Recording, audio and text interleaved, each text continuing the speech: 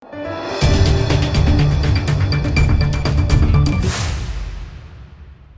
દર્શક મિત્રો, આપ જોઈ રહ્યા છો લોકમૈત્રી ન્યૂઝ। હવે જોઈએ અગત્યના સમાચાર।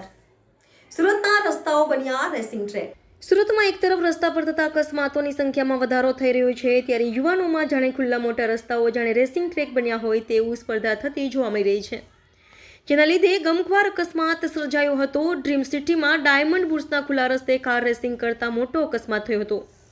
કાર ડિવાઈડર કુદાવીને ઊંધી વળી જતા ધોરણ 12ની એક વિદ્યાર્થીનીનું મોત થયું હતું, જ્યારે 3 ઘવાયા હતા।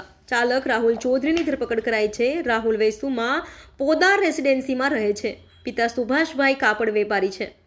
ગુરુવારે બપોરે રાહુલ ક્રેટા કાર લઈ બિલ્ડિંગમાં રહેતા સાહિલ બાવા શૌર્ય શર્મા તેમજ વેસુમાં આવેલી શિવસાગર રેસિડેન્સીમાં રહેતી દિશા મયુરભાઈ બોખવાડિયા જૈન સાથે ફરવા ગયા હતા। સમિતિની શાળામાં ભણતી દિશા જૈન પોતાના મિત્રો સાથે સફેદ ક્રેટા કારમાં ગુરુવારે સાંજે ફરવા નીકળી હતી। ટ્રાફિક નહિવત અને ખુલ્લા ડ્રીમ સિટી રોડ પર ઓવર સ્પીડમાં દોડતી હતી। કારે ડિવાઈડર કુદાવી સામેના રોડ પર પલટી ખાઈ ગઈ હતી, જેમાં દિશાનું ઘટના સ્થળે જ અવસાન થયું હતું, જ્યારે અન્ય 3 મિત્ર રાહુલ ચૌધરી, શૌર્ય અને સાહેબને સામાન્ય ઇજાઓ પહોંચી હતી।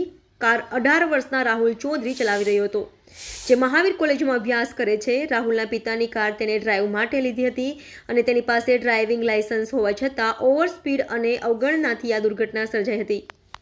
દિશા જૈન ઉધના સમિતિની સ્કૂલમાં ધોરણ 12માં, જ્યારે શૌર્ય શર્મા વેસુની અગ્રવાલ વિદ્યાવિહાર સ્કૂલમાં ધોરણ 12માં અને સાહિલ બાવા ડુમસ ડીપીએસ સ્કૂલમાં ધોરણ 11માં અભ્યાસ કરે છે। ઘટનાની શરૂઆત 2 દિવસ પહેલા દિશાના જન્મદિવસની ઉજવણી સાથે થઈ હતી। દિશા સાહિલના માધ્યમથી રાહુલ અને શૌર્યના સંપર્કમાં આવી હતી। આજે તેઓ ફરી સાથે મળીને ડ્રાઈવ પર નીકળ્યા હતા, પણ આ મુલાકાતે ટ્રેજેડીનું સ્વરૂપ ધારણ કર્યું હતું। Reporter Sunil Ganjawala, Lokmaitri news, Surat. Lokmaitri news સાથે જોડાયેલા રહેવા અમારા યુટ્યુબ ચેનલને સબસ્ક્રાઇબ કરી ફેસબુક અને ઇન્સ્ટાગ્રામ પેજને લાઇક અને શેર કરો।